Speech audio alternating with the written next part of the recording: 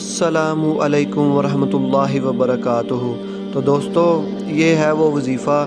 حضرت ابن مسعود رضی اللہ تعالیٰ عنہ فرماتے ہیں کہ آپ صلی اللہ علیہ وسلم نے فرمایا، جو شخص ایک مرتبہ بسم اللہ الرحمن الرحیم پڑھتا ہے تو اس کو ہر حروف کے بدلے 4000 نیکیاں، 4000 گناہ معاف اور 4000 درجات بلند ہوتے ہیں۔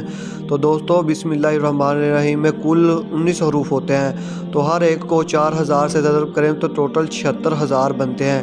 تو دوستو، آپ کو 76000 نیکیاں، 76000 گناہ معاف اور 76000 درجات بلند فرما دیں گے۔ تو دوستو، آپ نے بسم اللہ الرحمن الرحیم ایک بار پڑھنی ہے۔